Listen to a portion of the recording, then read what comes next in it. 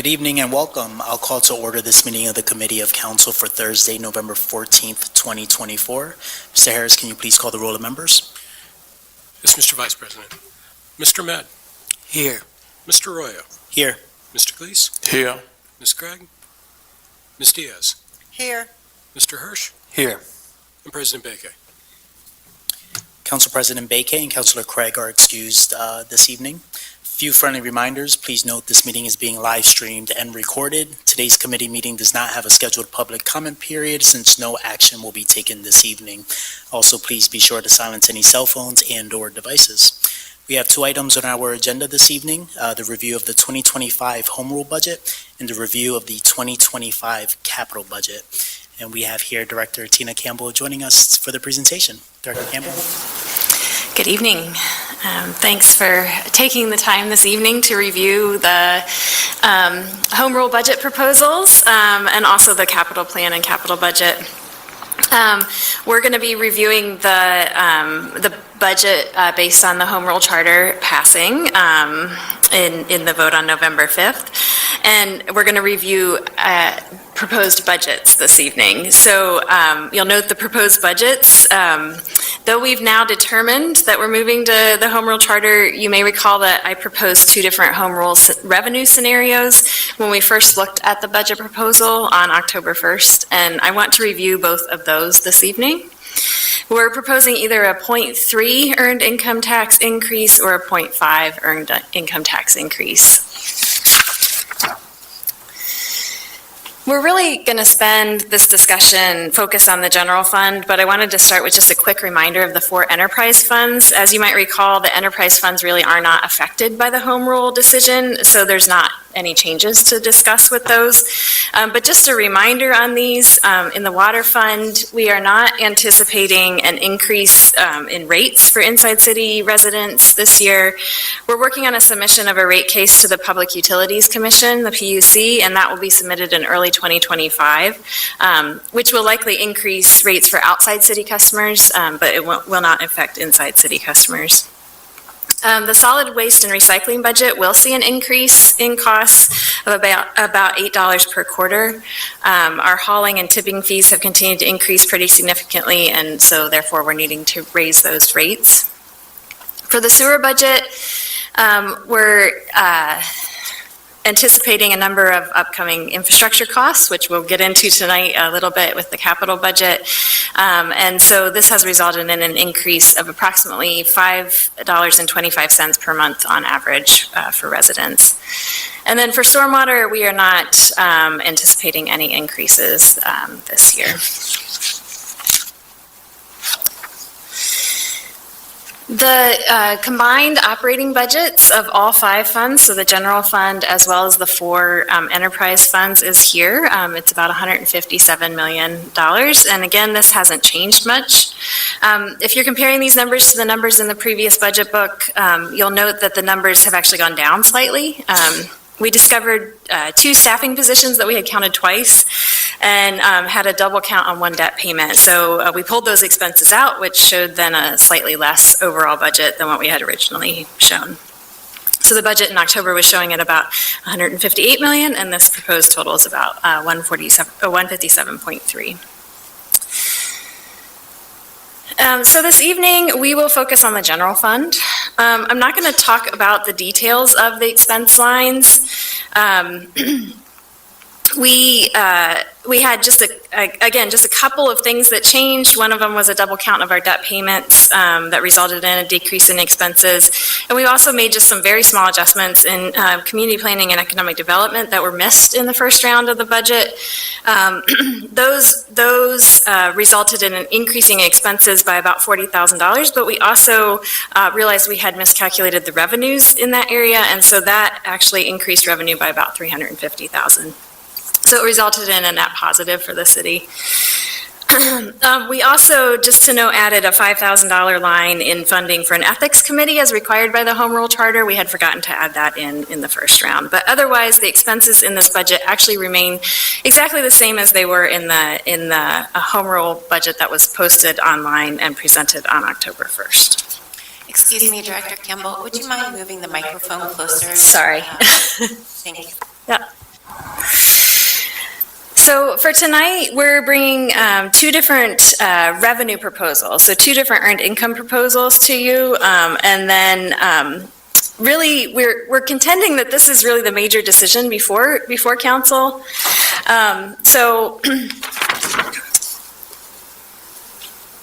actually, I'm just going to go to that. So we're basically talking about a 0.3% earned income tax increase or a 0.5% increase. And I'm going to, again, just kind of, I should have moved to this when I was talking about the expenses, but this is, again, really just the same expenses as what you had seen.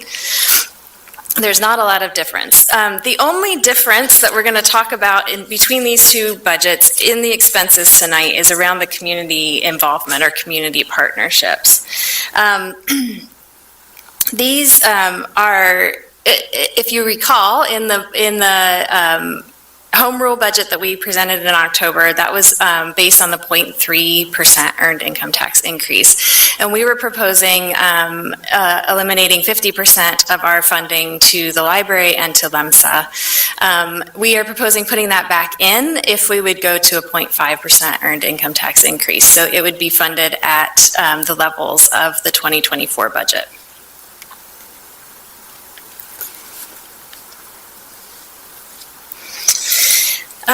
So again, in the general fund revenues, the only difference that you're going to see in these next two slides is the difference in the earned income tax. So the earned income tax line is the dark gray or black area at the bottom of the slide, and this is showing again what the 0.3% earned income tax increase would look like.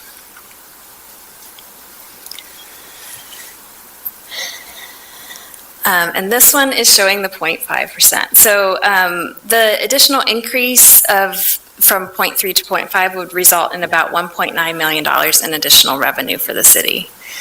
And I'll just switch back so that you can see there's a difference in that bottom gray, dark gray area. This is a slightly different look at the earned income tax. Again, you would have seen this slide on October 1st. This is the 0.3 earned income tax increase. And then you can see in this line that the 2025 budget would be showing about $13.3 million in that. If you're doing the math on this, this does include a slight lag.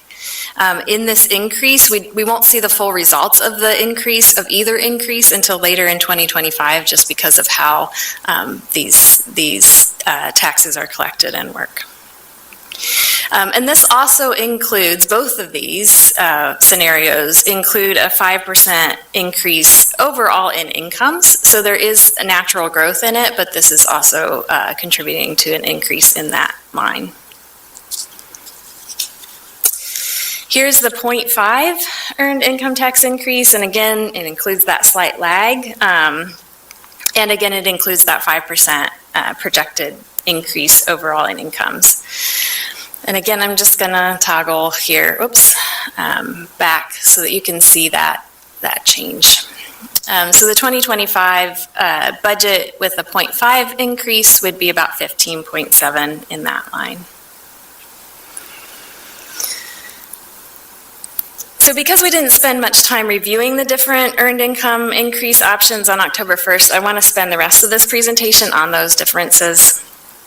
I will show each of them separately, but then we're going to compare them in one slide as well. So here is the 0.3 earned income tax increase proposal over the next 10 years. This is based on projections using historical averages and also using known anticipated expenses like debt service. There's obviously a lot of unknowns, so these numbers will change from year to year, but generally this is what both the administration and our financial consultants, PFM, are projecting.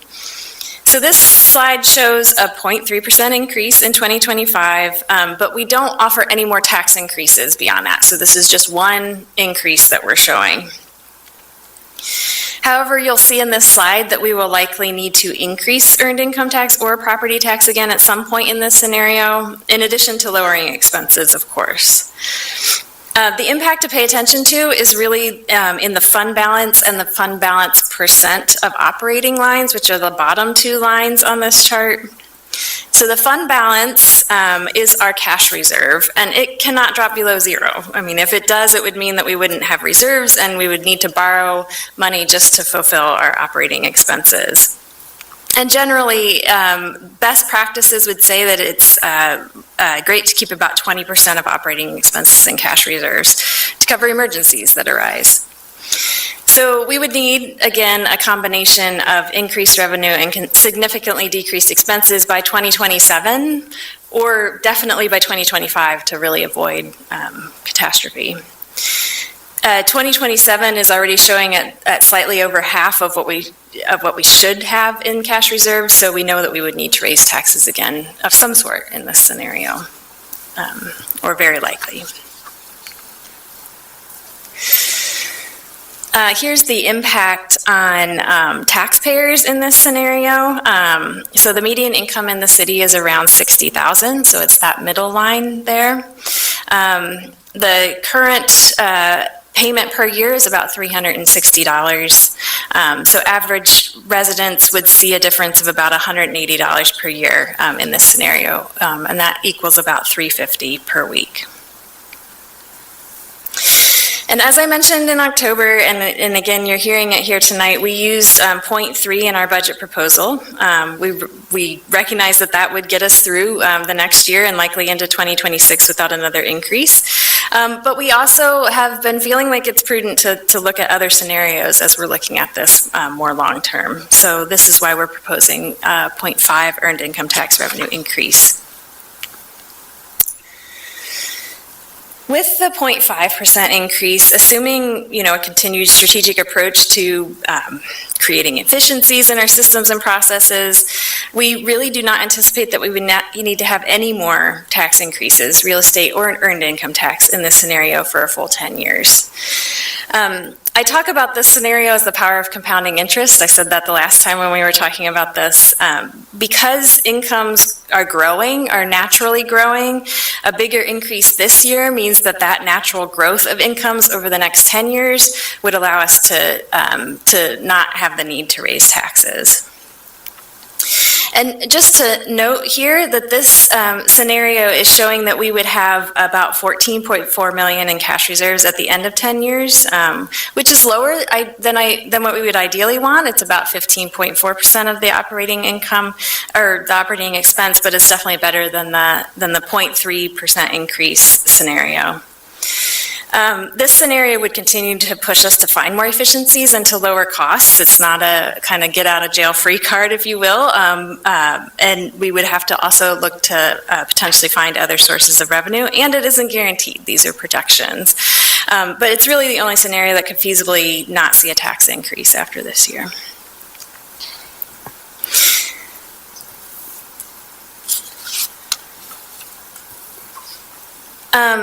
And then again, just looking at the taxpayer impact for this one. So this would show, again, about $360 is what the average resident is paying now with the $60,000 income. It would mean about a $300 increase this year, or about $5.75 per week.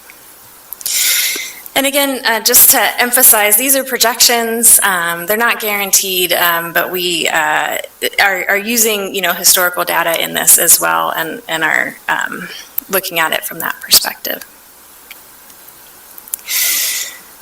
And then finally, this is the bar graph of the comparison of the fund balances between the two scenarios. So this is using the projections from the fund balances that I just showed.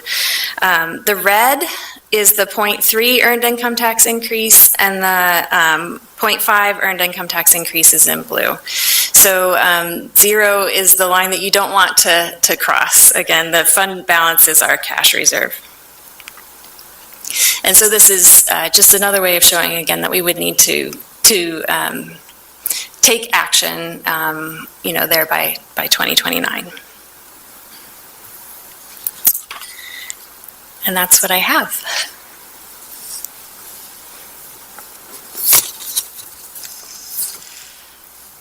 Thank you, Director Campbell.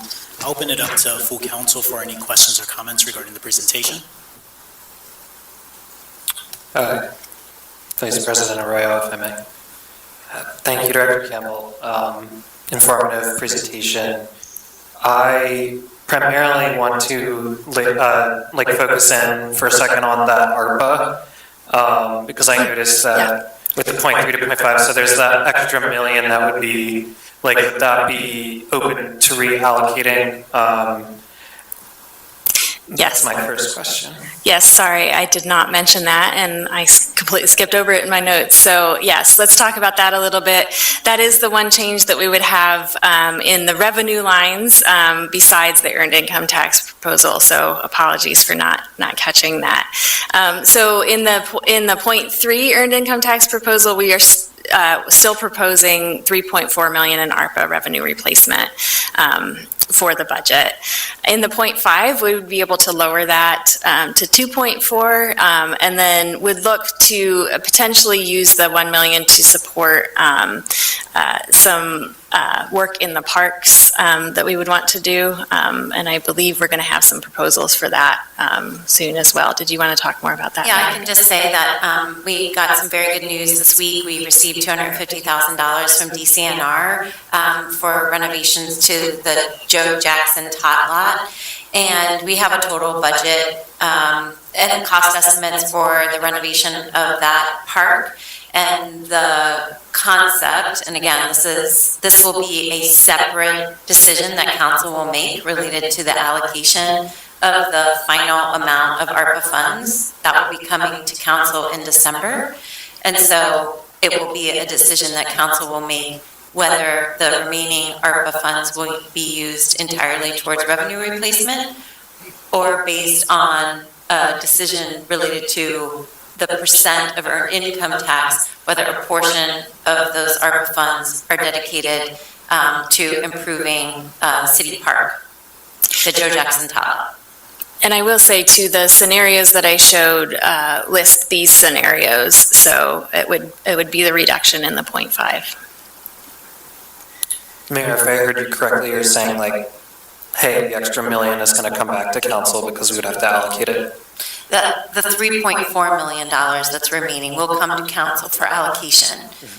In the 0.3 scenario, that entire amount is used to use for revenue replacement. In the 0.5 scenario, it would be $2.4 million for revenue replacement, and then an opportunity to put $1 million into a park. Okay, yes. Did I answer your question? Yes. Okay. If you don't mind, I just had one other question.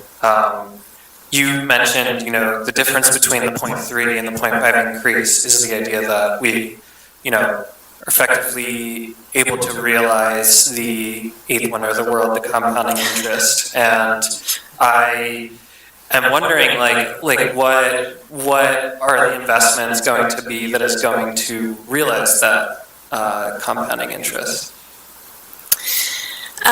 Yeah, so it's not really interest in this case, though I do like calling it the eighth wonder of the world, but it's really more about the compounding of the net increases in income that we will see, meaning if we are able to raise it enough now, we'll be able to capture more funding that comes in because of the natural increase in earned income that people see. So if you it doesn't show in here, but I can send you the more detailed. I actually have that ready to send to you all, which will show the earned income line that's going to show that increase year over year. So it's not so much an investment. Is that what you're asking? Yeah, I understand more. It's more just about having more resources on hand as opposed to having an investment or investing those funds in some kind of, I don't know, somewhere. But yeah, I think yes.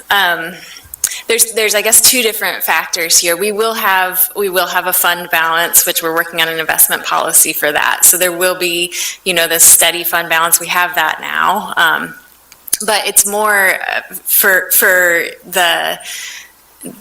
the impact of the earned income tax is really more about how much revenue we will be able to bring in, which means that it's covering more of the operating expenses at that point. just padding the reserve at a higher rate. Exactly. That makes sense. Yeah. Thank you. And it doesn't always pad the reserve, but it just means that we wouldn't have to raise taxes that year. No, right. Yeah. Thank you, Councilor Hirsch. Any additional questions or comments from council? Councilor Ahmed? Thank you, Vice President Arroyo. And thank you for the presentation, Director Campbell. So with the 5.5% increase, it would maintain our community support funds at the 2024 levels. Would that also be in the projections of the years out, that we would be able to maintain those levels? Correct, yeah. All right. Yeah. And then my second question was, would the 0.5% increase with the projections that were presented, would that also mitigate the increase in property taxes in the upcoming years? Correct, yeah. We wouldn't anticipate any tax increase, property or earned income tax. And that concludes my questions, Mr. Vice President. Thank you, Councilor Ahmed. Any additional questions or comments? Councilor Mayor Sarazi. Sorry, if I could just, Tina, Director Campbell, can you please talk a little bit about the lag time in the collection of the earned income tax and how that works? Because this factors into the projections and the timing of revenues. So can you just talk a little bit about that, just briefly? Sure, yeah. So I mentioned that there's a lag time. So basically, it's about a lag of a quarter. So, employers collect the taxes and then we receive the taxes, but it's generally running about a quarter behind. So we won't actually realize this increase in earned income tax until after the first quarter of next year. But then from then on, it will be seen each quarter.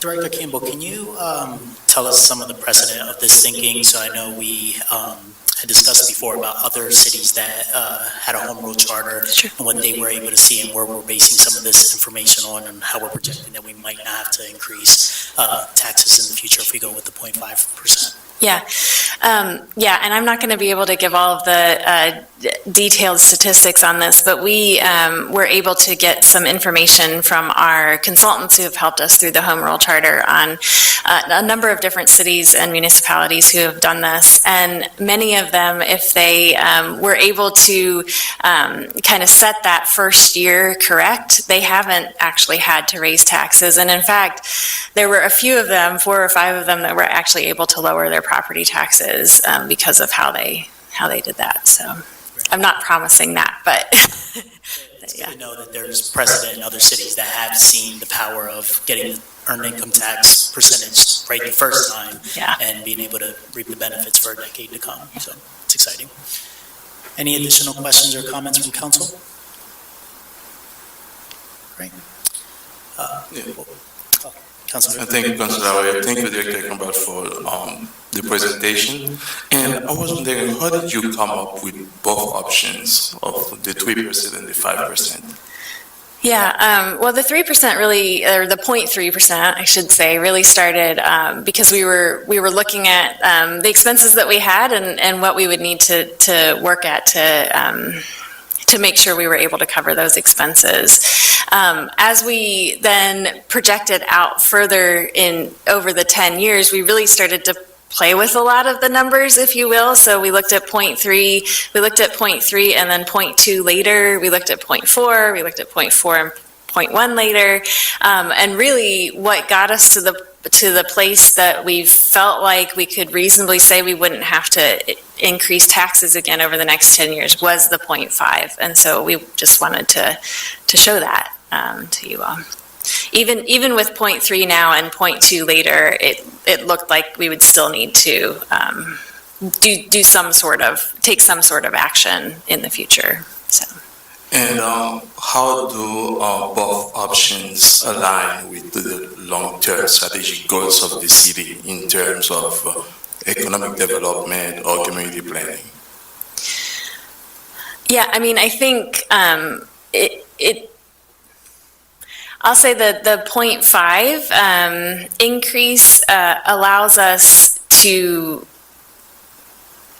potentially have options that we wouldn't have otherwise, because we're not needing to burden taxpayers more at that point. I don't know if that's helpful. If I could add into this, I would say that the scenarios that are being presented by Director Campbell on this slide and on the .3 scenario, the expenses that are here are predicated on no expansion of staffing levels. It is a very conservative look ahead. This is essentially securing the services that the city is providing right now and not necessarily providing a surpluses that are going to profoundly change the amount of city services that can be provided or future taxation rates, such as Director Campbell mentioned that in some other communities there were opportunities to reduce taxes. Those decisions are all predicated on how things go, and this would be a really different way of us balancing our budget every year, because over the last 22 years, we've raised property taxes 50% of the time. So moving ahead, in this scenario, there are no property tax increases being contemplated. At the same time, there's no expansion of government being contemplated. This is to maintain what is happening now, recognizing that the costs are going to continue to rise. And those cost drivers continue to be around staffing, because we have collective bargaining agreements that include minimum increases for staff. It is health costs, health insurance costs, and is our pension costs. So these scenarios account for that growth, but nothing else. So I just want to note that these are very conservative in terms of there is nothing hidden in here in terms of some new thing. This is just what we're doing right now. Thank you very much. Thank you, Director Campbell. No further questions. Thank you. Thank you both. Any additional questions or comments from council? Great. Thank you for the presentation, Director Campbell. Yeah. We'll move on to the review of the 2025 capital budget. Is that you as well? Well, it's all of us, so. I was wondering why the whole crew was here today. That makes sense. And I'm going to swap the PowerPoint out here as well. And while you do that, it would be great if, I don't know that all of council has met everyone on your team, Steve. Sure. So I'm very, very proud. This is the team that makes the magic happen. These are the deputy directors for each of the divisions of the Department of Public Works. This is Matt Metzler, the deputy director for construction and operations. Molly Dager, deputy director for sustainability and the environment. Cindy McCormick, deputy director for the public right-of-way, and she's the city engineer. And online from a board meeting in Maine is Christine Volke-Hilditch, the deputy director for utilities, water and wastewater utilities. Welcome.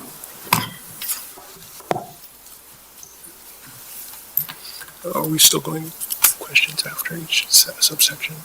Yeah, we didn't talk about that. Are you comfortable if we pause after each deputy director has presented, just to ask questions at that point? Yeah, absolutely. Okay. So continuing in the line of, let me send this that way so that you guys can speak. So continuing from an extension from last November 4th, where we did a primer about the capital plan process, this is a primer about capital plan budgeting. As per the Home Rule Charter, we must submit a capital budget annually by June of each year. This is a higher level overview of the capital budgets for the enterprise funds, so you are aware of the drivers, some key investments, and some concerns to be addressed. This is also an opportunity which Director Tina Tina Campbell will address, of how to establish estimated costs, debt targets, impacts on ratepayers, and funding sources. Lastly, it will be an opportunity for you to tell us what you would like to see presented in the June capital budget process. Today's agenda is addressing an overview of capital projects by enterprise fund, focusing on investment drivers, baseline work, which include key drivers for continued investment in infrastructure and our capital assets, as well as capital initiatives, which are often driven by mission-driven imperatives, such as safe streets, parks planning, consent decree or physical needs, legislation which may affect water or wastewater quality, handicapped accessibility, or other, the condition of our facilities, both vertical and horizontal, based on our facility condition assessments, and new needs to house or work or to perform the work in a more efficient and effective manner. Each of the deputy directors will describe the drivers of their program and key capital initiatives and considerations of their area. Then Director Tina Campbell will talk about debt targets, impacts on ratepayers, and funding sources. This is a graphic of the aggregate annual costs across the enterprise funds for the next 20 years. You'll see some spikes and areas where the line seems relatively even. The spikes indicate extraordinary initiatives, which will be described. Starting from the bottom, we will go through each capital program. The red is the public right-of-way, which will be presented by Cindy McCormick. The thin gray line above that is construction and operations, which is Matt Metzler.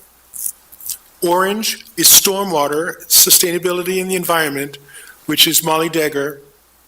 And the utilities will be described by Christine Volke-Hilditch, reporting remotely, where the black represents wastewater and the blue represents water. I'm going to turn it over to Cindy McCormick in engineering and the public right-of-way. Cindy? Thank you.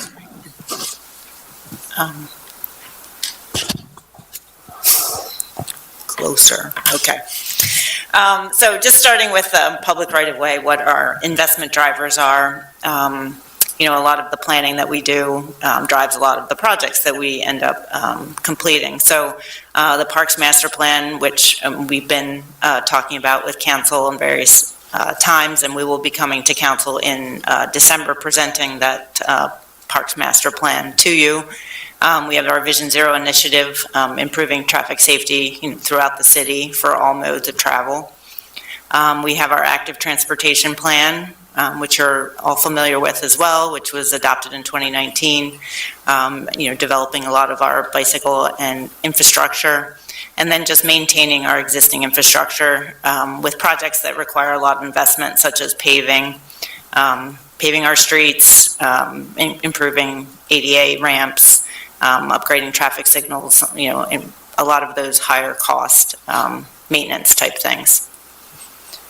So those are sort of our baseline, and then it would be, then we have our additional initiatives, as Steve was talking about, that would potentially spike investment.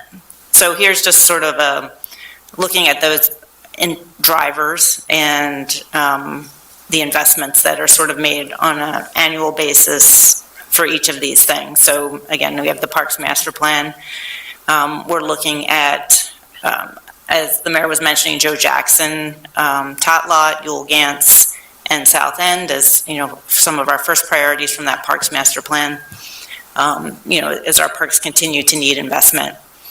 We also have our Vision Zero plan, so trying to target safety improvements in the streets, and as well as the active transportation plan, trying to provide those bike facilities to provide multiple modes for users. I know that, I think Steve even asked this question about where's active transportation and Vision Zero. There's a lot of overlapping with that.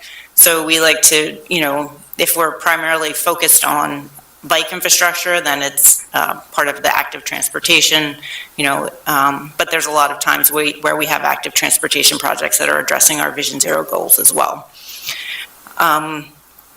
So the parks and Vision Zero, we're in that $3 million range per year. Active transportation is 2.5. The street paving and ADA is approximately $1.5 million. Traffic signals, we're looking at about $1 million a year. And then in the near term, we're looking at lighting investments to upgrade a lot of the lights that we obtained from PPL to newer technologies like LEDs. And these are total investments, including, grants and city side investments. Then when we're looking at some higher cost initiatives, our Conestoga Pines master plan identified that we need to potentially look at a municipal pool at another location, potentially, just based on some concerns with the existing pool. We have our Water Street Bike Boulevard project, which is a large project that we're anticipating going to construction in the next year or two. We also have our Northeast Greenway project, which is connecting, providing a bicycle and pedestrian connection from our operations center over to the Conestoga Pines Park. And then our Vision Zero initiative as well, Safe Streets for All. I will say, the bottom three of those, we do have a majority of grant funding related to it. Obviously Safe Streets for All, we have the $12.7 million from FHWA. And the similar with Water Street and the Northeast Greenway, the majority of those are funded through various grants that we've obtained. These are just throwing some numbers at those various baselines and added investments. As you can see, we're in the generally in the $15 million range for the baselines, and then the added investments over as these costs happen over time. We're taking, sort of a best guess at when these things would happen, but this is, based on our current timelines, this is how the funding would come out. Basically looking at $110 million over 5 years, with about $48 million of that funded to date. So some of these things may get pushed depending on, what kind of grants and things like that we can obtain. I would say out of that $48 million, we probably have about $25 million in existing grants secured already. And then I believe there's just a graphical representation of those numbers as well. Are there any questions about PROW?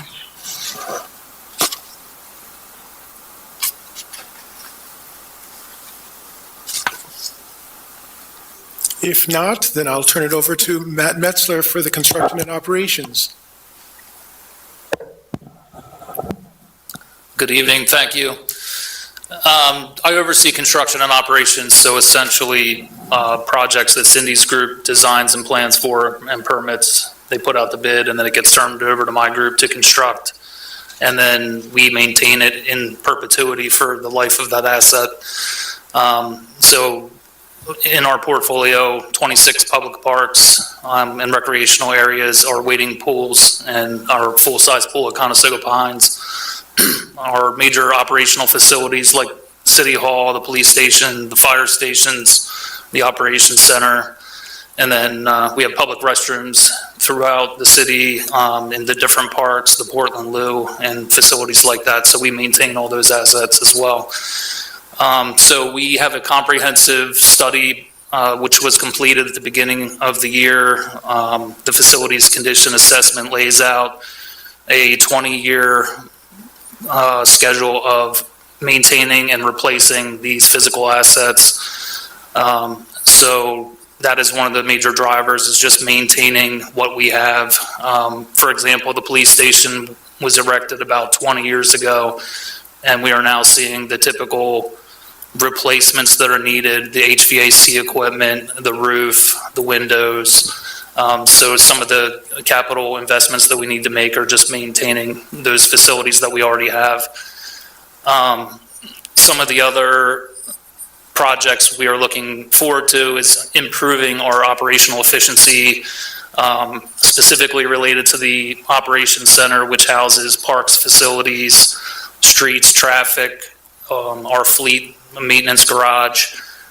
We are currently spread out over several different sites. The new operations center, which it's not really new anymore, but it's one of our newer facilities, and we have still some legacy operations down at Engleside at the Old Streets Department off of Fairview Avenue. That building is eventually scheduled for either removal or repurposing, depending on the wastewater's expansion at the plant and the long-term control plan. Those details we don't yet know, but we do know that we're going to have to find alternative location for the salt shed, the construction laydown yard, and the seasonal equipment storage that we have for the parks and the streets departments. Right now, we are jockeying equipment from one side of the city to the other throughout the season because we can't store everything at one location. So we're literally spending a week here, a week there throughout the year transferring equipment between facilities because we don't have room to keep it all together. And then the last item that we have listed here is the Welcome Center renovation. We have received CRIZ funding for that recently in the amount of $1.6 million. And we will have a match piece for that funding source. So the project we're estimating in the $2.2 million range for significant renovations to that facility as well as technological upgrades. Just turning that into kind of the centralized hub of Lancaster for tourism and to kind of follow the tourism master plan that is also being implemented.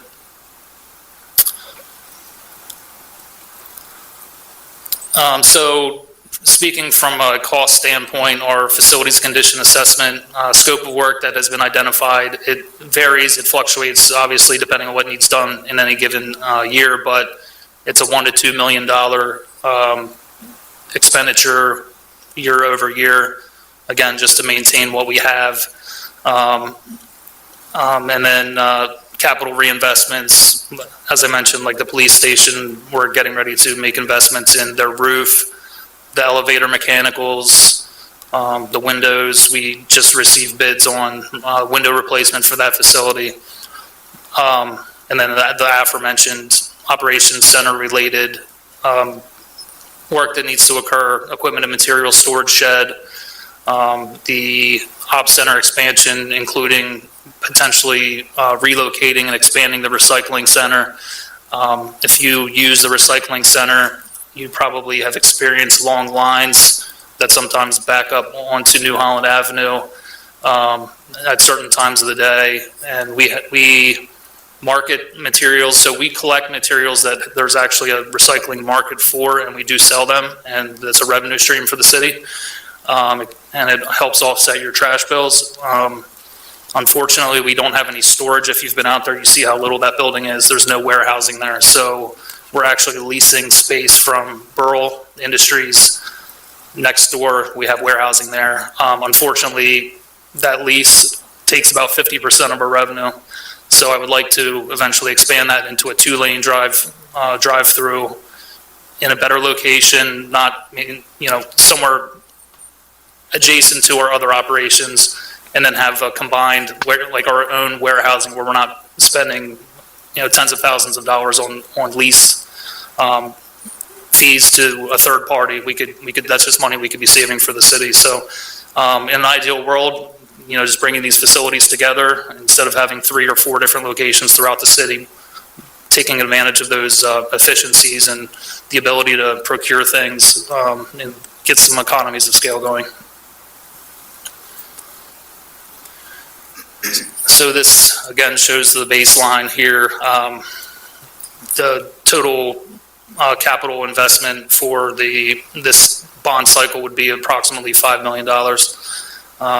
All the projects added up together.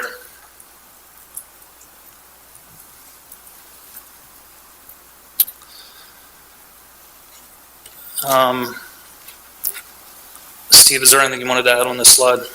Not really. This is a graphic illustration of the 20-year look ahead, where there are generally a horizontal line, but every once in a while you'll see, for instance, asset upgrades in the years 2032, 2033.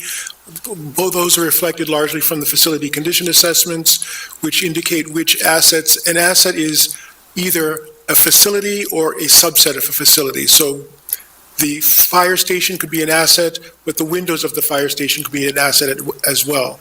Some of those things have a 20-year remaining useful life or a 10-year remaining useful life, and when they approach the end of that useful life, they have to be replaced. And that's where some of those hills and valleys are, where some subset of the asset needs to be replaced. Some of the ones that we note beyond the ones that Matt has already noted are just regular asset upgrades, as I mentioned, or asset replacement. Some of the facilities are either too old and will not be cost effective to rehabilitate, or we can avoid that if we are strategic in making reinvestments and preventative maintenance reinvestments.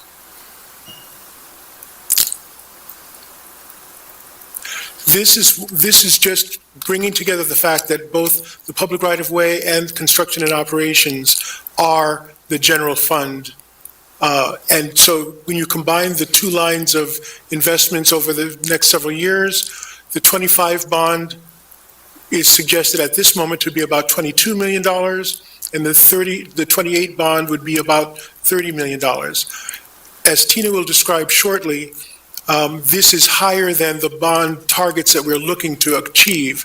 So part of the work of a capital planning budget process is recognizing that this is what it costs to provide the needs as identified, and how do you then figure out how it will be paid for, how can you phase it, delay or accelerate certain projects to fall within the types of targets that you're looking for.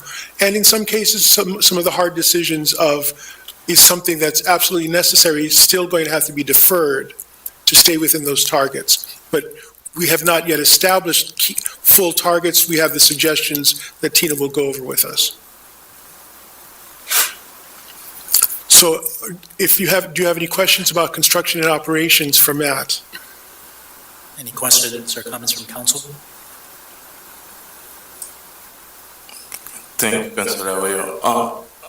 My question is not exactly about the construction, but it's a question, since the capital budget is the projection, when you prepared the budget, did you take into account, the market conditions and inflation in case of the capital budget is impacted by? Yes, as a matter of fact, there are some basic standards for trying to establish construction costs. In terms of rough order magnitude, it's either cost per square foot, cost per type of facility. There's what we call an RS means resource that identifies the costs by building type, by construction method, by age of renovation, restoration, the detail of restoration, etc. The initial costs are established by today's numbers, but then you do an increase over time, especially when you're going into the long term, of approximately 3% per year, which tries to anticipate the likely trends of inflation and or other things that are unforeseeable. But generally speaking, around 3% is a good markup. And so if you go back a couple of slides to the graphic slide. The main one? The main one, yeah. No, I'm sorry. If you look, for instance, there it is. If you look, for instance, at the two relatively flat slopes there, those are increasing because of a price that may have been established for 2030, but then generally increases as you go forward, assuming all other things being equal. It's a lot more complicated than that, but yes, it does take into account best management practices for establishing rough order magnitude costs, as well as anticipated increases over time. And another question regarding the capital budget is, since we know that Lancaster is a city that has a very old infrastructure, what is the infrastructure most urgent needs being addressed in the budget? We'll be getting to that shortly with the utilities. A lot of the horizontal infrastructure for the utilities, Christine will talk a little bit about the different types of infrastructure that we have there. As far as our vertical infrastructure, we have been very fortunate that we've got not only good engineers, but people who anticipate the needs even before we had the facility condition assessment. We were all very pleasantly surprised that, generally speaking, the condition of our facilities is at or above average nationally, because we've anticipated some of those things. To be judicious about how we spend money, the facility condition assessment gives us a greater tool to be more surgical, if you will, about the types of improvements we make. So when we see that a certain percentage of our windows are becoming obsolete or in bad repair, rather than necessarily having to replace all of the windows, it's recognizing that maybe we replace 40% of the windows now and another 30% 5 or 10 years later. Or it just gives us a better tool for anticipating what the kind of cost will likely be. Thank you. No further questions. Thank you.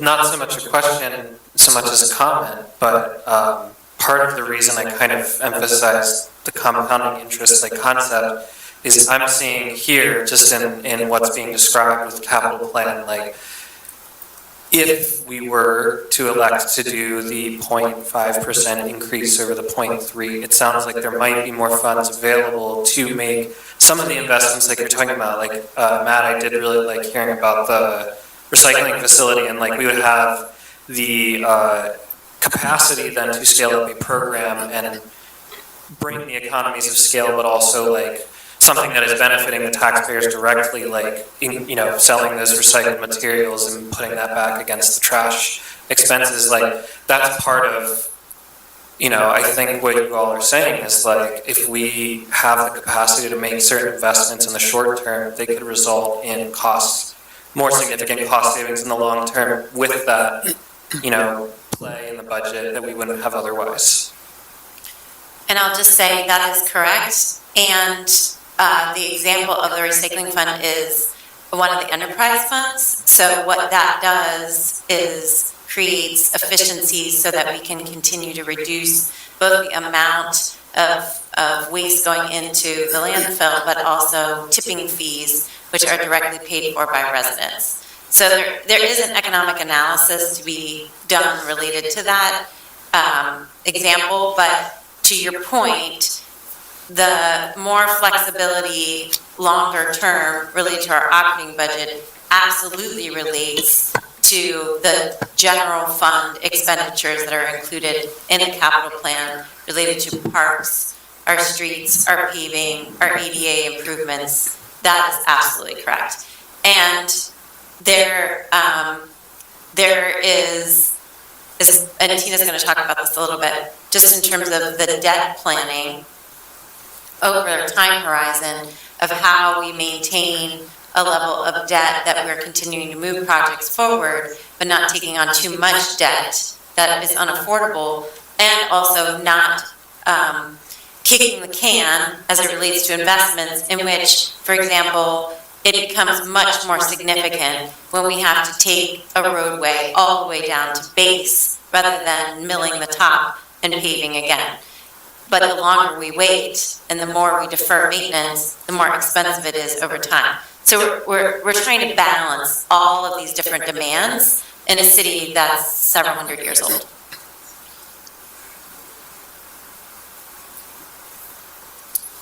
Councilor Ahmed? Thank you, Councilor Royal, and thank you for the presentations and the capital planning that you guys are doing to be strategic for the future. My question is, in regards to some of the deferred maintenance, to make sure that, we aren't letting things go too far, how are we still going after grants or federal dollars for some of these projects that we know are coming down the pipeline? Do you want to? Sure. So often there are really no grant programs for maintenance and operation of your existing asset. Typically, grant programs are for new construction, like building new fire stations or the likes. So that's, I guess, my short answer to that. And it goes to being very careful about nomenclature as well. So as we were preparing these slides, I often changed some of the wording from maintenance to capital investment or capital reinvestment, because if you remember the primer from last week, when you're putting money in that increases the remaining useful life of the commodity or of the facility, it becomes a capital eligible. If it is not increasing the useful life of the commodity, it is often considered operations. And that's the two different sets that we're looking at. Because we have the facility condition assessments, not only for the buildings, but we have an ongoing program for assessing, for photographing the horizontal infrastructure, et cetera. We have some sense of the age of some of that infrastructure and can anticipate the types of projects or problems we might encounter. Christine, for instance, or Deputy Director Volker Hilditch may speak a little bit about the types of the materials that make up some of the horizontal infrastructure, the transite pipe versus cast iron versus others that have different useful lives and have different characteristics about them. And we have an ongoing planned replacement program so that we can avoid having a catastrophic failure and or can manage and manage the cost of that in a reasonable manner over time. But these are capital eligible investments, not the maintenance. Thank you, and thank you, Councilor Roy. That concludes my question. Thank you. If there's no other questions, we're going to go on to sustainability and the environment with Molly Dagger. Good evening, and thank you. The only thing I'll add before I get started here, the one thing that we have been seeing a little bit of grant opportunities, certainly in general, operation and maintenance is challenging in terms of grants. Energy efficiency upgrades and certain type of resiliency funding, we are seeing going after and have been successful with some of those opportunities, working with Matt and DPW and the grants team on that. So a little bit there. So yes, similar setup here, talking about some of the investment drivers with stormwater and then other sustainability and environment initiatives. Operation and maintenance is similar here. We do have a collection systems. Christine will talk more about the combined sewer collection system, but we do have areas of the city that do have separate storm sewer systems that will and continue to need maintenance and sort of striking that balance, as the mayor said, between deferred maintenance and just trying to stay on top of some of that to really just increase longevity and to avoid catastrophic failures there. We also have a number of regulatory drivers with our stormwater and our green infrastructure program, including our EPA consent decree. We have a permit with the Pennsylvania DEP for the separate sewer areas that I mentioned before. The consent decree and our long-term control plan update certainly being the larger initiative there for our combined sewer systems. We have 83 green infrastructure projects with over 400 green infrastructure assets. Many of them are performing well or outperforming, but because of the age, we've been doing this for so long, and because of a number of environmental factors, for example, we are starting to see that these are needing some corrective actions. And so trying to be as proactive as possible with those corrective actions for those assets as well as some of the other ones that we're talking about. So we're kind of staying at the surface and then moving below grade, and we'll transition to more of the subsurface assets more and more here. Last thing I'll say about this is S&E is also the climate action plan. So this is implementing that 2018 plan, which outlines a number of implementation strategies that will better position the city to lead our community through climate-related challenges and resiliency efforts. Again, breaking this into our baseline work and then some of our additional initiatives. the corrective action and the collection system upgrades, sort of straddling the upper and the lower bullets under that baseline work. We're starting to budget for those 120, 350. These are relatively small numbers, but it's important that we're budgeting and that we're conducting those corrective actions and those maintenance upgrades. The green infrastructure projects, this number varies. I will say that we do try to collaborate with our other capital projects, so our parks master plan, our traffic-related master plan, streets and right-of-way and parks are our most cost-effective green infrastructure strategies, ranging from $210,000 to $220,000 per acre of impervious area managed. So depending on the size of the project, you really do see quite a range of costs associated with those projects. Once we get into the next slides, we'll see sort of, the spike depending on the number of initiatives that we're trying to meet in a given year, having to do with those regulatory drivers and just the size of the projects that we're proposing to meet those goals. The additional initiatives, we are in the design phase for 2 large sewer separation projects. These are the first of its kind in the city. They've been used elsewhere in combined sewer cities across the country. So this is sort of a combination of gray and then a more traditional green infrastructure, and then what we call the gray infrastructure, which is a more traditional wastewater technologies to reduce the combined sewer overflows. The Water Street separation and the Duke Street separation will help alleviate combined sewer overflows in the Angleside sewer shed and in our Susquehanna sewer shed. So in our southeast parts of the city, these are large projects. We do have all of the funding in place through grants and our 2022 bond. And so those will be going to construction. Both of those will be going to construction next year. And then we have some future phases for the Water Street separation as well. The last thing I'll say on this is not in the plan because largely the rest of the numbers that you're seeing here and in future slides are funded through the Stormwater Fund. Sustainability and environment also includes the Climate Action Plan, as I mentioned. And so we've been working hard at developing a strategy and looking at financing opportunities for some of those larger implementation projects. We've been successful with some of our energy efficiency upgrades. Something like on-site solar at a number of municipal properties across the city will be an investment that will meet a variety of our goals, and we're looking at financing opportunities for those. I'm not going to walk through these numbers here, but you'll see, and you'll see on the next slide even more apparently, in order to meet these regulatory drivers and meet our urban tree canopy goals and our quality of life goals that we see with green infrastructure, there is quite a fluctuation in a given year of what that spend will be. The green that you're seeing here for the 2025 bond and the 2028 bond show that we are still working through meeting those budget targets, and we're very close with that. So we're comfortable with some of the grants that we've got in hand, some of the funding we've got in hand, and then looking at future grant opportunities in addition to that bond funding. And then again, that on-site solar being at the bottom, it's important, and we are looking into that.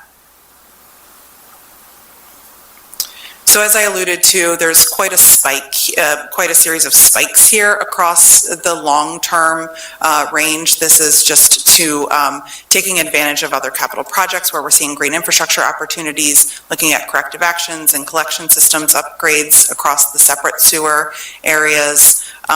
And then we'll continue to refine these in future years. As Steve mentioned earlier, this will be presented every year to council. And so you'll see sort of hopefully a leveling out of those so that we're roughly spending the same and looking at that over the long term to refine that over time. I think that's it. Are there any questions or anything you wanted to add, Steve? No, I'm Okay. opening it up for questions from the council. Thank you for the presentation. Just one question regarding the urban canopy, and sorry if I missed this, but does that only include the replacing of trees, or does this also include the addition of new ones? Both, yes, so thank you. I did mean to bring that up, and we do have some large grants in hand that we're implementing over the next 3 years to be replacing empty tree wells and our straight trees, looking at our fair condition trees, and where there can be some restorative pruning to bring them back into a better, into good or great condition, and then where needed, removing and replacing those as well. So increasing the urban tree canopy through street trees and other initiatives across the city as well. Great, thank you. Any questions or comments from council? Councilor Diaz? In regards to, can you touch a little bit more about the solar? I know that's something in the future, but is there, what type of plan, where do you plan to add those and so forth? Sure. We're looking at a number of strategies, and we're really just in the early feasibility phase of this. This is one of the goals of the Municipal Climate Action Plan from 2018, largely looking at retrofitting roofs and adding solar where the roofs are in good condition, so they'll last hopefully another 20 to 25 years.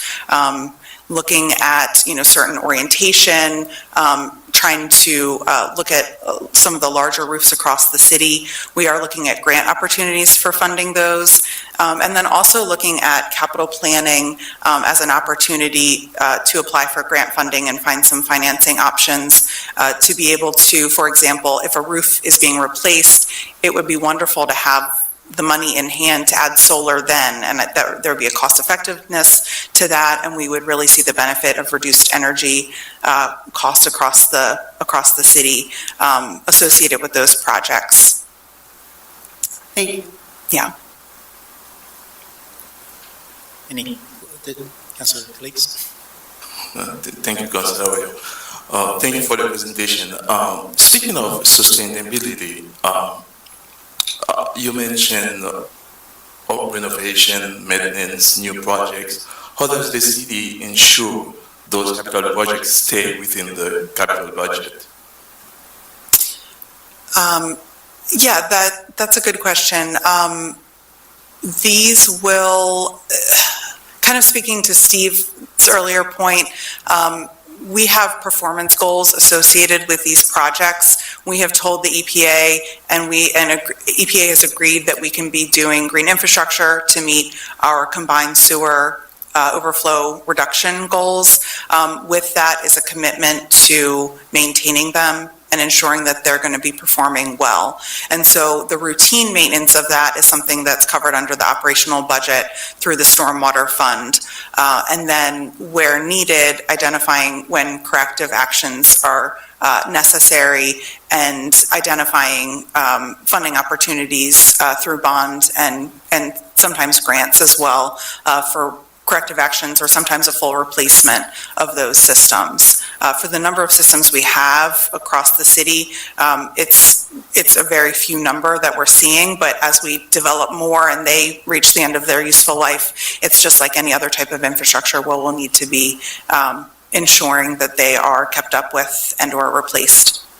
Are there any plans of contingency plans for cost overruns?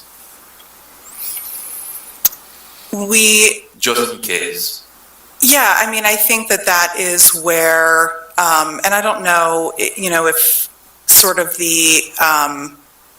we're kind of planning this out on over a 5-year basis to start. There are certain things that can be deferred. Yeah. We don't want to be deferring them long term, but we are looking at sort of the 5-year goals and trying to find financing and funding for those 5 years, and certainly putting prioritizing them in order of importance. And then if something needs to get deferred because of overruns, then we'll continue to have a little bit of time looking at more of the long term to do that. Thank you. Yeah. No further questions. Thank you. Thank you. And I guess, actually, Couple questions. Regarding the Water Street and Duke Street separation projects, are there opportunities for that to happen elsewhere throughout the city? Is this kind of the first of this to come, or what's the future plan for some future opportunities? That's a great question. We will continue to look for these opportunities. I will say that they are very expensive. What made and I don't want to get too into the weeds, but what made them rise to the top of the priority list in these particular situations is because of the amount of the size of the Ingleside sewer shed. That's the Water Street separation project.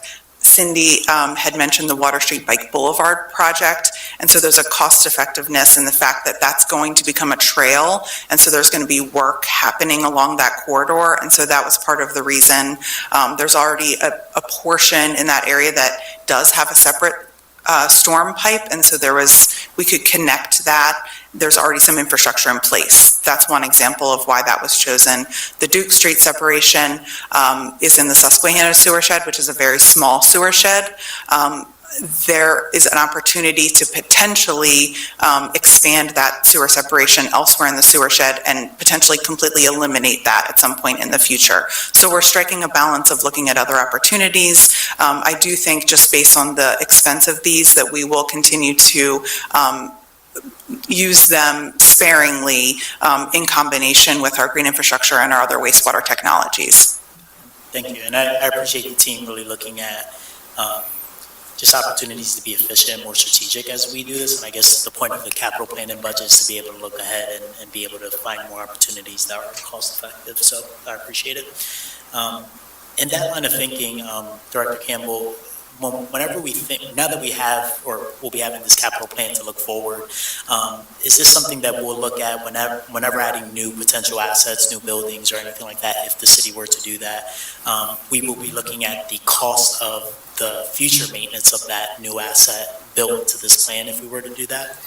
Yes, absolutely. It's not to say that future costs and maintenance costs were not considered in the past.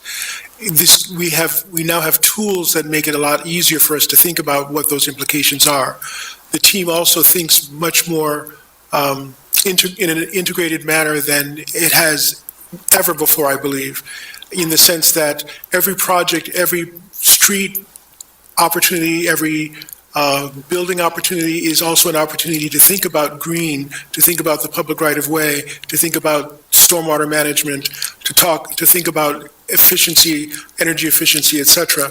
And we're developing the tools to better integrate that into the planning of the project, the design of the project, and the effectiveness of the project. So, as an example, it was partly through the fact that the city had already made such a huge investment in green infrastructure and were stymied by DEP when it was not allowing us to count green infrastructure, that we took the next couple of steps to say, what do you need, DEP, to better understand and better give us the ability to give credit to it. And a huge part of it was maintenance.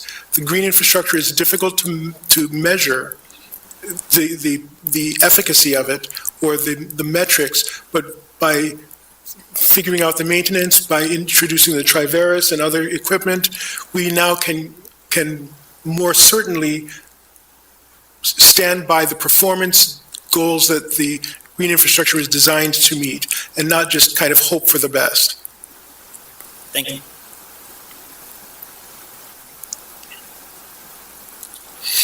If there are no more questions, I'm going to now turn it over to Christine Volkate-Hilditch to start us down the path of wastewater and water. Christine, are you able to connect with us? Good evening. Can you hear me? Can you hear her? Hold on a second, Christine. Okay, now try Chris. Chris, can you say something? Good evening. Yes. Can you hear that? I can. I'm not sure if the mic is picking it up necessarily, but I can hear you. sounds good to me. Okay, We seem to be satisfied. We'll let you know if there's something that needs to be adjusted, and we'll give you a stop. But why don't you launch into your presentation? Okay. One of the things I will hesitate a little bit between slides because I can see the slides on the YouTube channel and there's a little bit of a delay. So I'll just stop for just a few seconds so the slide comes up and then I can see it and talk to it.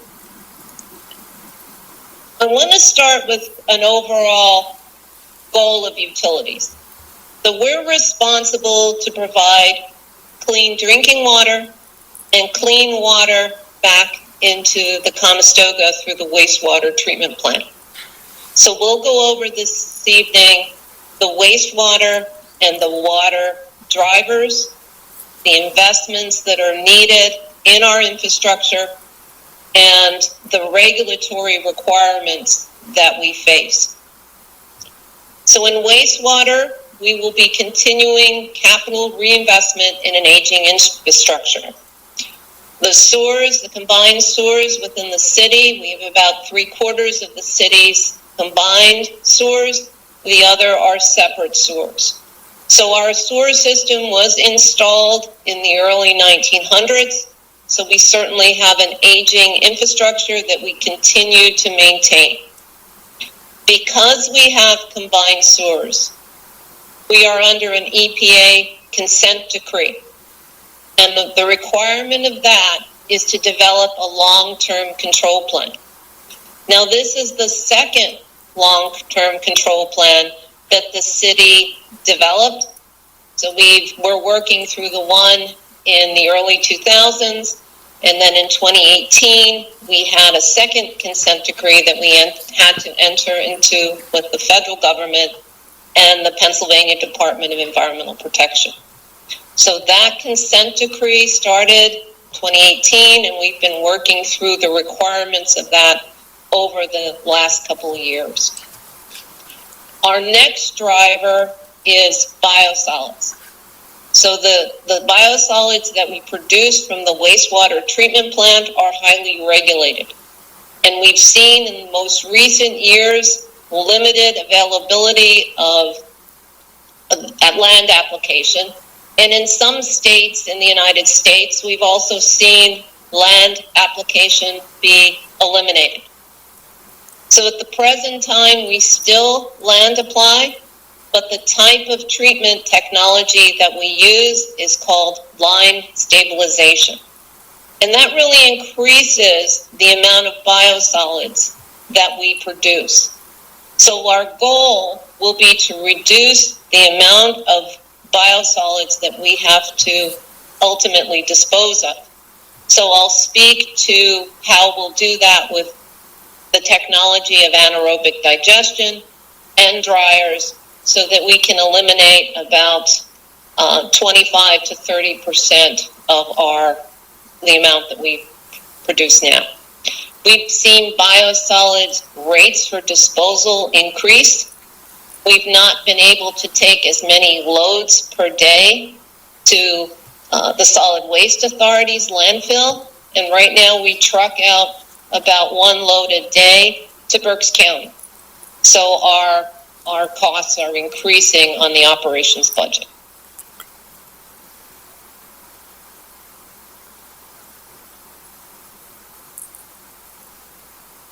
Next slide.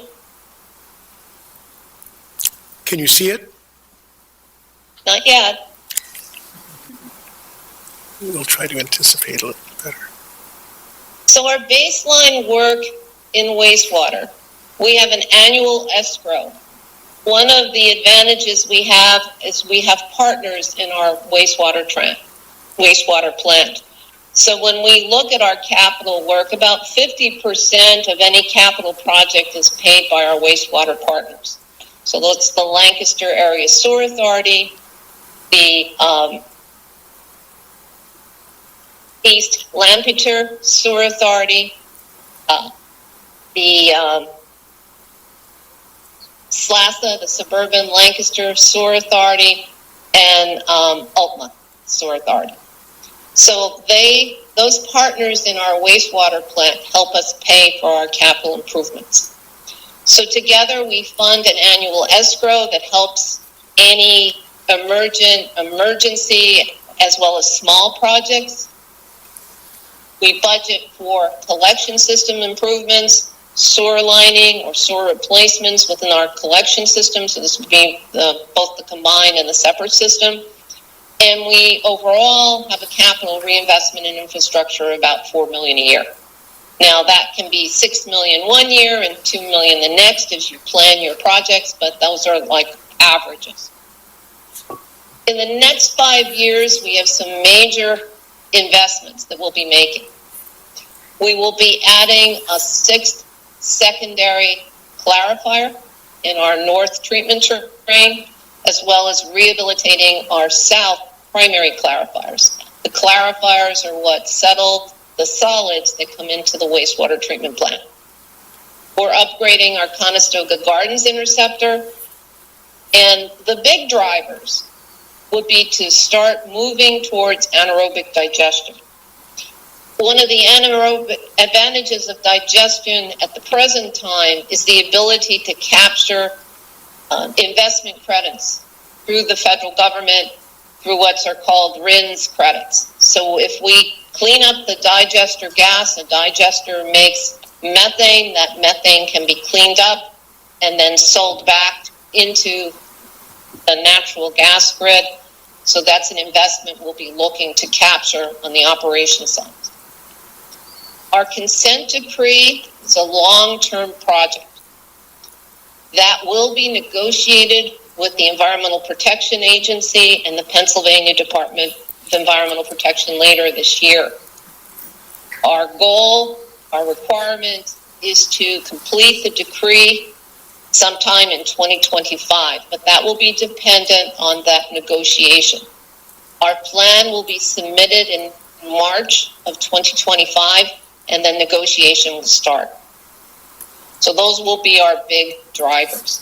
And you can see by our CIP in the next 5 years, you can see our investments shown over a period of time. But our biggest drivers are those regulatory requirements, the long-term control plan, and the elimination of decreasing space for biosolids, landfilling, and land application.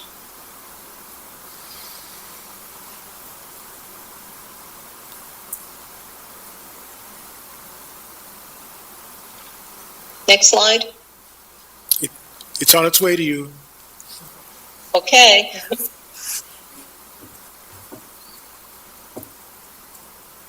So if you can see by this graph, you see those big drivers when they come, into play within the finances. One of the things that we're concerned about long-term is the regulation of the forever compounds. Those are the per- and polyfluoroalkyl substances, or what we call the PFAS substances. We've seen this being regulated first in water, and the expectation is that we will eventually be regulated in wastewater. Depending on what wastewater limits the federal government may promulgate, we could have even higher drivers in the future. And that's all speculation right now. It's all speculation. But right now, what we do know is that we have a consent decree that we'll be negotiating with the EPA, and that will have digesters. And if you look at that initiative where we talk about the liquid expansion, that may likely move into the future depending on the growth of the entire service area. But when we're planning for the long-term control plan, one of those things is looking at the ability of the community to afford improvements. So many regulatory drivers are because a limit was passed, especially in water. But on the wastewater side, with the exception of what limits we have to meet coming out of the wastewater treatment plant, the long-term control plan is governed by limits of affordability. So our efforts will be focused on ensuring that we show the effects on the community, not only the average income, which Director Tina Campbell had mentioned, our average amount of salary is $60,000 a year, but we will be looking at those on the other side of that average of $60,000, because we do not want to have rates that affect all of our residents. So that will be a big driver when we submit that long-term control plan to show our finances through all the income tiers. But now I'd like to move on to the water utility. In water, our biggest drivers are continuing to maintain the system, operating and maintaining it. We too in water have an older system. And we also are challenged by some of the materials that were used during World War II. There was a big push of putting steel into warships, and water pipes were made out of transite. And transite pipe is asbestos cement pipe.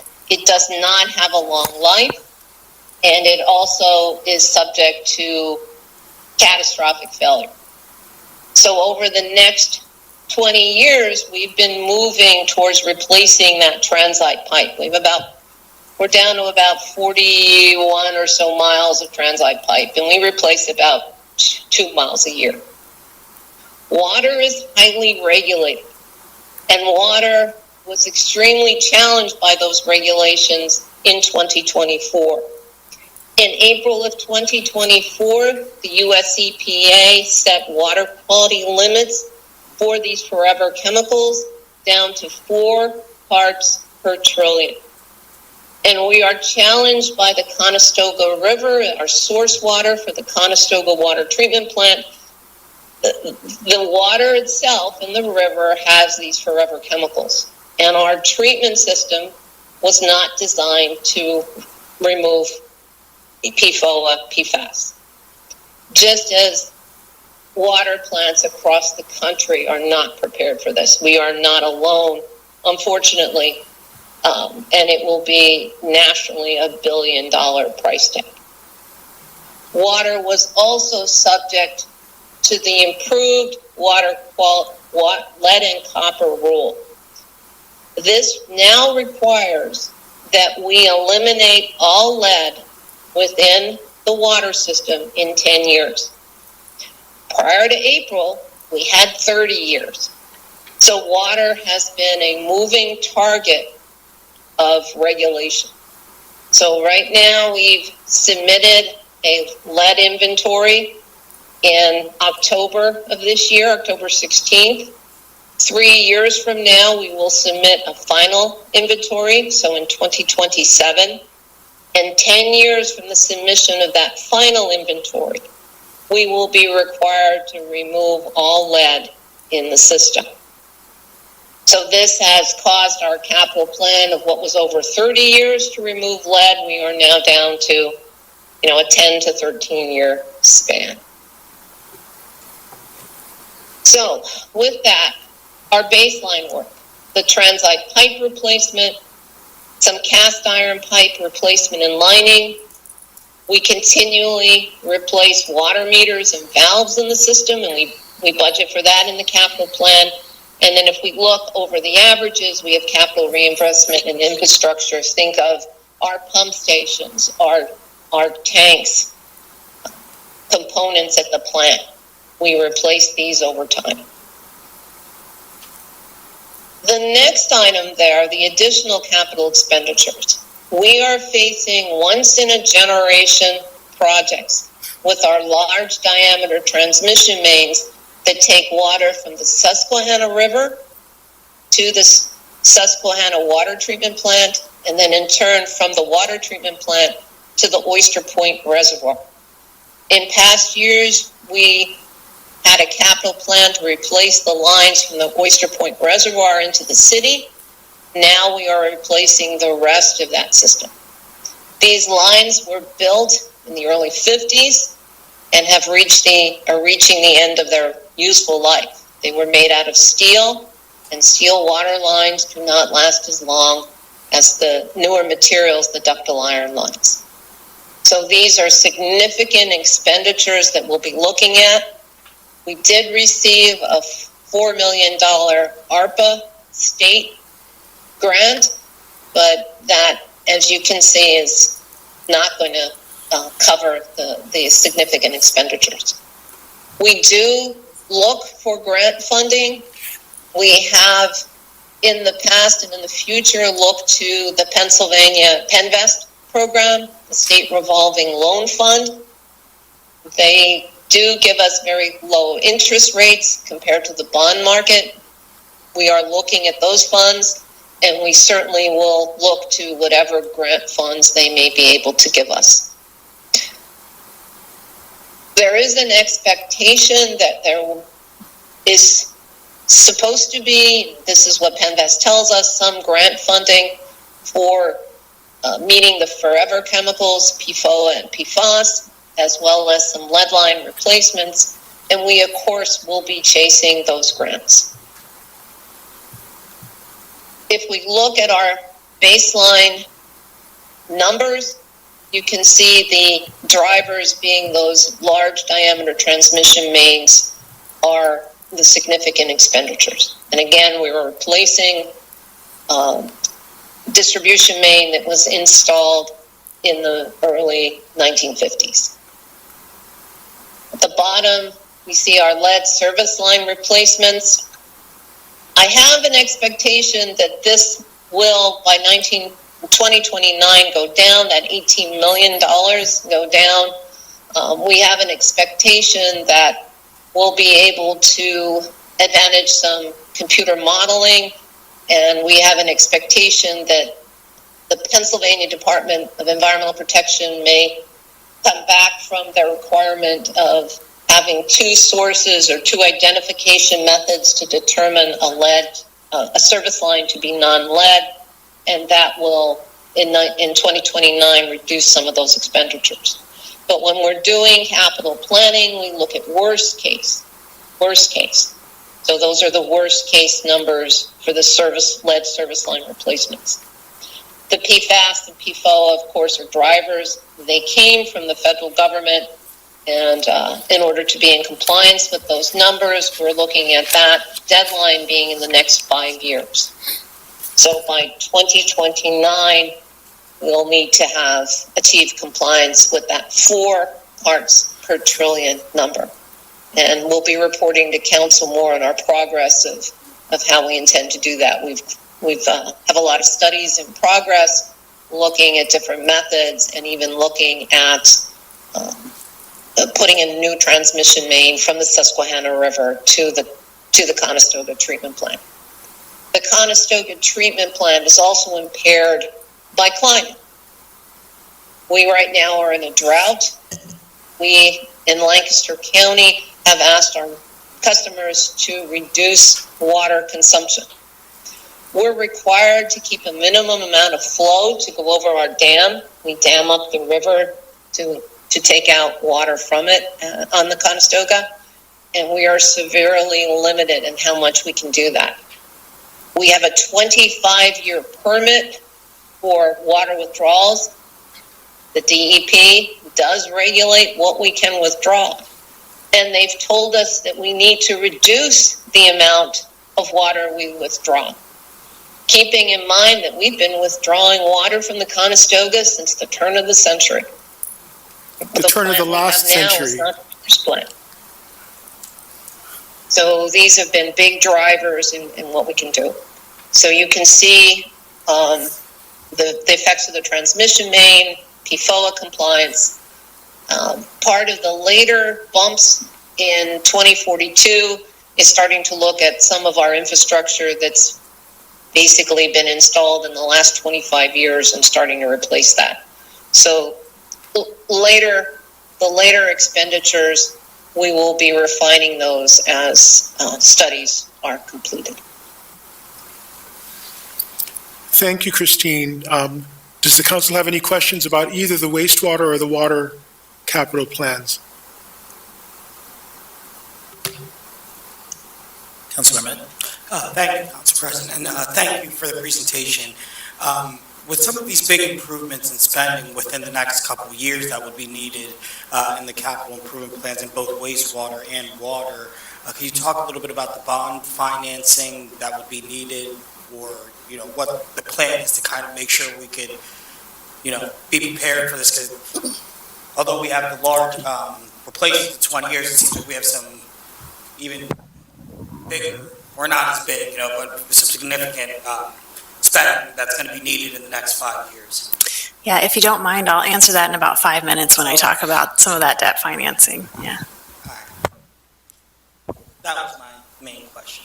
Thank you, Councilor Ahmed. Councilor Diaz?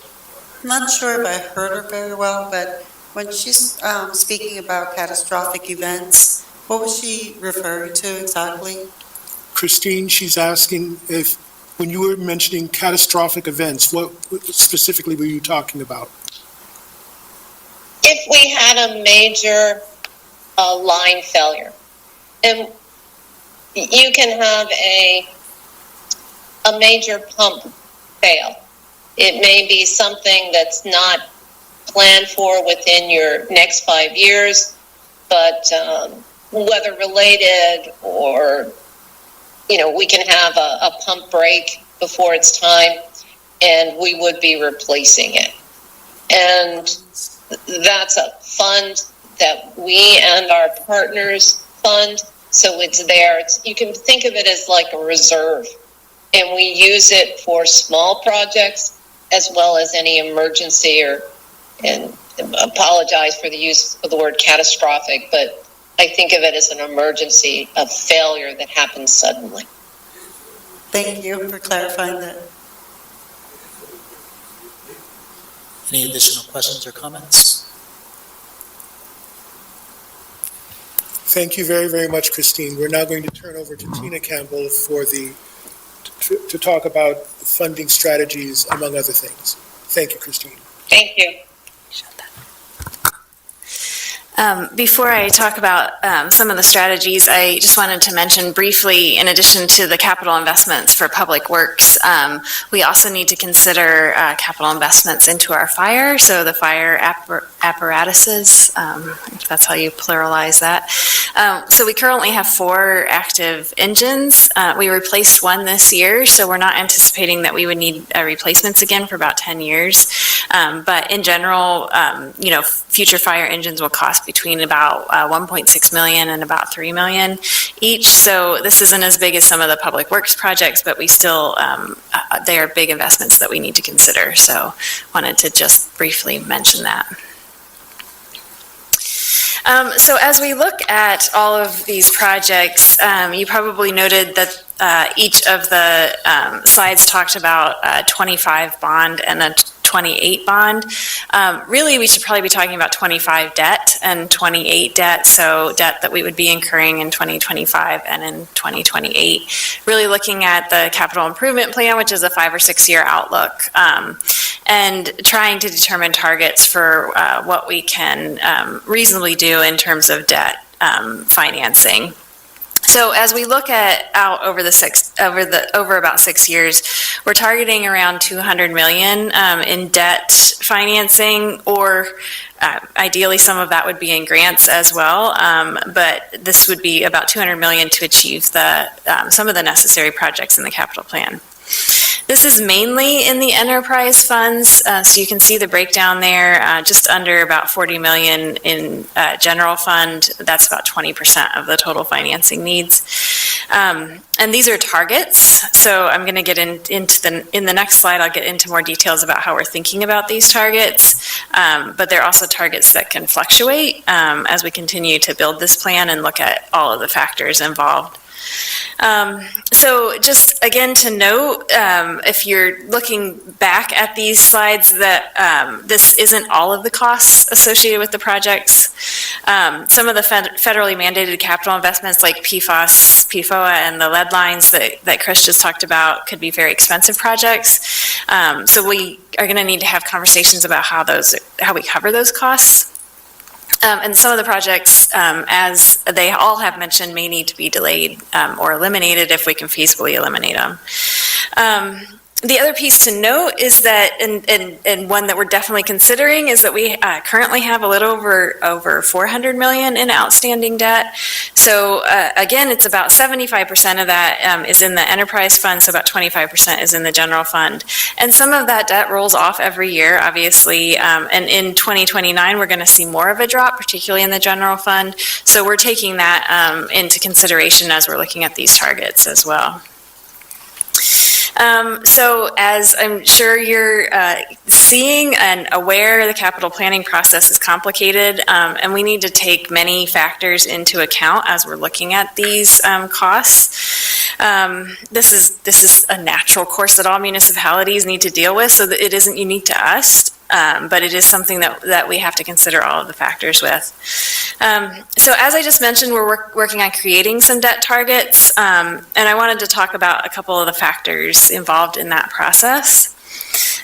We've started a draft of a debt policy, which we'll be bringing to council in 2025, as we're bringing other policies to you with the Home Rule Charter. So in this draft, we've been working on debt targets that are in line with our industry and municipal standards, and looking at other municipalities and their standards as well. And we're also factoring in what amount of debt will potentially keep us in good bond ratings to keep interest rates reasonable and honestly to allow us to borrow in the future. So based on these standards and factors, we're really trying to keep debt payments each year to around 10% of our annual operating costs for the general fund. And then because utility or the enterprise funds, but the utilities are so infrastructure heavy, these funds often do bear higher debt service rates in their operating budgets based on industry standards. So we're trying to keep all of the enterprise fund debt servicing costs to less than 40% of the normal operating expenses for each individual fund. The other piece, I lost my notes. Let me see here.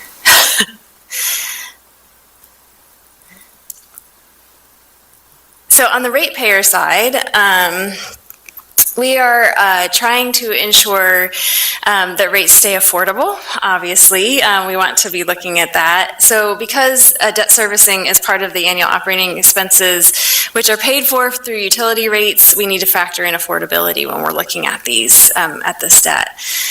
We're trying to keep utility costs, water, sewer, stormwater, and trash to as close as 2% of the average median income as possible, but no more than 4% of the annual income. We use these factors as we determine which projects we can accomplish and what we must do to get by when the infrastructure projects that are needed but simply aren't affordable can't happen in the next 6 years. And then I'll end this evening just with a real quick look at some of the potential funding sources for these costs. So as I mentioned, we will need, according to the current estimates and targets, around $200 million in financing. This will largely come from some sort of debt or loans. So there's two main types of debt that we pursue. The first is the general obligation bond funding, which is loan funding for municipalities. This funding must have a purpose described, but can be used for that purpose, or really any purpose that is described within our capital plan, as long as the description is included in the bond funding. So if we maintain good financial health and therefore have a good bond rating, which we currently do, the interest rate on this option is generally fairly reasonable, though the interest rate is subject to the economy and market conditions at the time. PennVest is another loan option for us, and Chris mentioned this a little bit. This is our state revolving loan fund for utilities. This fund would be available for water, sewer, or stormwater projects, certain projects, but it's generally not available for any expenses in the general fund unless they're specifically related to water or sewer or stormwater projects. The projects for these loans basically need to be shovel ready. So while the interest rate is generally very good, it's almost always better than bonds. sometimes the projects simply do not qualify for these funds, or and must be funded through the general obligation bond, or if we do feel like we should pursue a PennVest loan, we may need to invest significantly in pre-construction costs before we can apply for the loan, so that we have a chance of receiving the loan. I included leases as a potential funding source, as this is a source that we have used for our fire engines, and it does work well for vehicles, or I'll say other capital investments that can be moved. So currently we are paying leases on the 4 active fire engines, so this would be an anticipated way for future fire engines as well. And leases are generally paid directly from the operating expenses and aren't included as part of the debt servicing. And then grants. Grants are definitely an option for some of our projects. Cindy mentioned about half of the already funded pieces were grant funding. We do work hard to go after as many grants as we can for projects, but grants aren't always a guarantee. The projects must qualify from grant guidelines. So as Matt stated earlier, a lot of our maintenance projects wouldn't qualify for grants. And grant processes take a long time. So sometimes we're waiting a year or more until we know if the funds are awarded or not. So we try this option as much as we can, but it's not a guarantee. And sometimes we know we simply can't delay the project long enough for the grant timelines, or to know if the grant is available. Additionally, many grants require some sort of matching funds from the grantee, from us. So that means that the funds must be factored in from other funding sources, often in the form of bonds, so that we can even apply for the grant. And finally, I'll just mention the utility fees, and in the case of general fund taxes and other fees, these fees do cover the costs of debt servicing, which is really the ultimate way that we look to pay for this work and these needs. This is why we're so focused on looking at affordability as we determine what we can and can't do in this capital plan. So it all kind of goes hand in hand. And I think I will end there.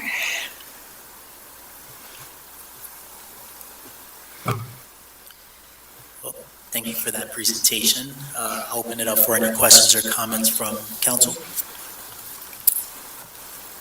Go ahead. Councilor Diaz? I have a question regarding the budget. It ended at 80,000, 80 million, is that correct? The annual budget? Yes. In the 10-year projections? Right. Just go back and find that. It was about 88 million, yeah. Thank you. Yep. Councilor Hirsch? Just a comment, really nice job. Thank you for all the work that you all clearly put into this. There's a lot that we have to think about, and I feel better knowing that there are really smart people working on it. So thank you. Thank you very much for that. I do also think that this is, each of the people who are directors of their respective divisions are experts in their own right of the work that they do. The fact that they're here working together on the benefit of the city of Lancaster, and that they are bringing their best minds and their best consciences to the work, I think is an extraordinary thing. I have rarely seen this type of cooperation, this level of breaking down the silos and trying to make sure that on all sides and all fronts, we're doing the best we can. Are we perfect? No. Do we make mistakes? Of course. But this is a team that is very much dedicated. It almost goes without saying, dedicated to your quality of life. They mean it, they own it, they earn it. Thank you, Councilor Hirsch. Any additional questions or comments from council? I'll just take this opportunity as well to echo Councilor Hirsch's comments. I think not only you folks at this table for putting this plan together and doing the great work, but also the folks on the front line that are making the work happen. as much as construction can be a little bit of a pain sometimes as we navigate the city, I'm always reminded that we're making it better. So the construction is a cost to making sure that we're improving the quality of lives for our residents. So thank you, and please express our gratitude to your teams as well. With that, Mayor Sarachi. Just one thing, which is just to say what's next after all of this. On November 27th, which will be the last stated meeting in November, according to our current operating charter, I will officially introduce the budget. And so we've had ample time since October, as Tina started the conversation. We've corrected some mistakes that were made. We've found some additional revenues. We've caught some other errors that have been made because we've been refining the budget over the last 2 months. It will now be officially introduced on November 27th. Mayor, I'm sorry, that's November 26th. as she said. Thank you, Mr. Harris. November 26th, Tuesday, November 26th. And so I look forward to presenting what by then will be like no big surprise, because we've been talking about it for so long. But that will be the official introduction for council action in December. And can I just add, we're trying to get the revised, updated budget booklet on the website tomorrow, so that should be up, and we'll get it out to council as well. Thank you. Thank you, Mayor. Well, with that, I'll hear a motion to adjourn. Motion to adjourn. Second. Motion and a second. All those in favor? Aye. Meeting adjourned. Thank you.